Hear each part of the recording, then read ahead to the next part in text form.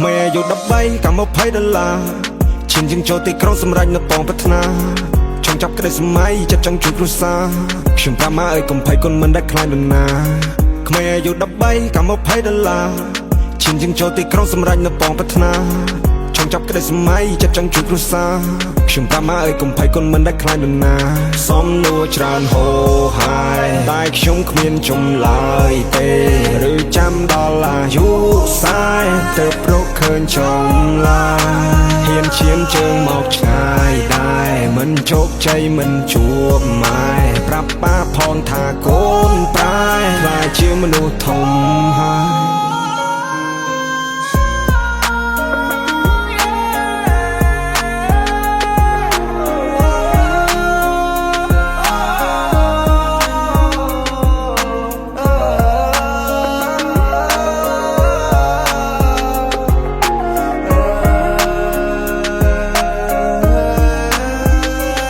អាយុ13កម្ម$20ឈានជាងចូលទីក្រុងសម្រេចនៅបងប្រាថ្នាចង់ចាប់ក្តីសម័យចិត្តចង់ជួយគ្រួសារខ្ញុំប្រាប់មកឲ្យកុំភ័យគុណមិនដែលខ្លាចនរណាទោះមានគេសើចចំអកក៏គុណមិនឲ្យត្រឡប់គ្មានពេលណាដេកស្ងប់គ្មានពេលណាបត់លាហើយចង់ជួបវាមិនបញ្ចប់ចង់លេងហ្គេមនេះឲ្យចប់ចង់ជីរកកំណប់ចង់ស្វែងរកចម្លើយ Life is hard life is change ពេលជីវិតនៅលំបាកកុំ complain ជីវិតខ្ញុំមាន standard តាំងពីក្មេងជីវិតតម្រូវឲ្យយើងលេងដូចជា game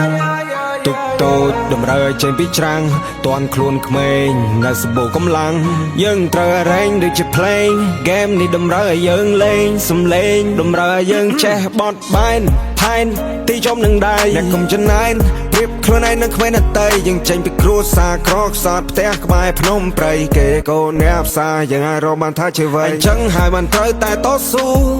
ជីវិតតម្រូវឲ្យកុំរអ៊ូយើង fight ដើម្បីឈ្នះមិនលើដៃមិនព្រះជីវិតនៅលើដៃយើងទាំងមូលទោះយើងបាយគ្នាតែមិននេះរងចេញមកមិនបានលាតែមានកង I used to cry នឹកនៅមកដែរ every night បើលឺសំឡេងក៏ភ្លៀងកាន់តែយំទៀតហើយលោកអើយតើពេលណាជីវិតខ្ញុំបានសោះចប់ហើយព្រះអើយ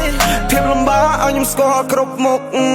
ទៀតហើយព្រះអើយជួបបញ្ហាត្រូវតែហ៊ានប្រឈមមកអូនអើយអ្នកអើយបើអ្នកមិនហ៊ានគុំសង្ខឹមទៅមកសំណួរច្រើនហូរហើយតែខ្ញុំគ្មានចម្លើយទេឬចាំដល់អាយុ40ទើបរកឃើញចម្លើយហ៊ានឈានជើងមកឆ្ងាយដែរមិនជោគជ័យមិនជួបម៉ែប្រាប់ប៉ាផងថាកូនប្រែខ្លាចជាមនុស្សធំហើយ